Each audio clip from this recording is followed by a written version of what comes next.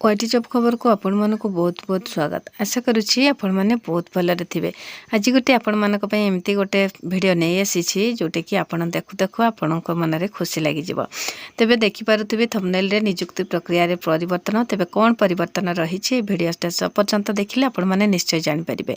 भिडियोटी भल लगे भिडियो को गोटे लाइक करदे, चैनल को सब्सक्राइब करदे, सांगसाथी सहित शेयर करदे, जहाद्वारा आपण खुशी होगा सहित आपण मान सांगसाथी खुशी हो पारे। देखो सरकारी खोजुवा लोकों आसी एक गुरुत्वपूर्ण खबर। केंद्र मंत्री डॉक्टर जितेंद्र सिंह शनिवार दिन घोषणा करछंती जे केंद्र सरकार समस्त सरकारी नियुक्ति एक एकीकृत चाकरी आवेदन पोर्टाल विकसित करने दिगरे कार्य करछंती। एही पदक्षेप लक्ष्य हेउची चाकरी खोजुवा लोकों उपरे बोझ ह्रास करबा एवं सेमानकु गोटिए प्लाटफर्म रे आवेदन करिवार सुविधा प्रदान करबा, जहा द्वारा सेमानक समय एवं शक्ति संचय हेबो। तेबे देखंतु गोटे बहुत भल पदक्षेप कहले जमा भी भूल हेबनी। आगु आमर कौन होता ना थरे नियुक्ति बाहर तापर पकई सारा वर्ष वर्ष बीती गले भी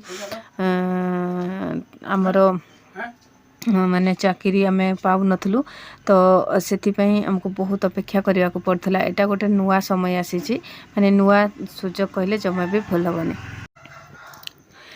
मंत्री जितेंद्र सिंह अध्यक्षत डीओपीटी रे अनुष्ठित एक उच्चस्तरीय बैठक में एक निष्पत्ति नियुक्ति प्रक्रिया को एक सुगम और स्वच्छ करने प्रजुक्ति विद्या नवसृजन ग्रहण करने सरकार प्रतिबद्धता को से दोहराई।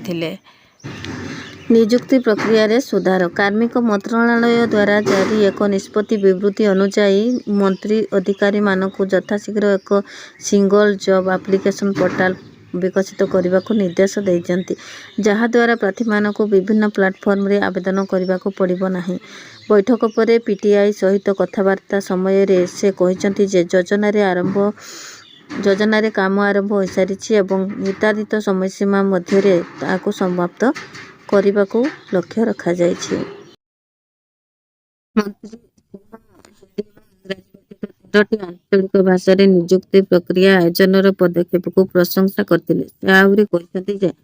सरकारक लक्ष्य हेउछि संविधान अनुसूची रे अंतर्भुक्त समस्त 22 भाषा रे परीक्षा कराइबा।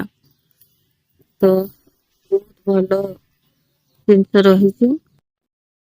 आशा करी भिडियो आपण मानक बहुत भल लगी। जदि भल लगी लाइक कमेंट शेयर और सब्सक्राइब करने जमा भूलें।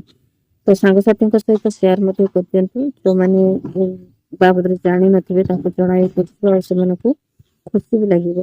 तेरे भिडियोटी शेष पर्यंत देखिबारु आपण बहुत बहुत धन्यवाद।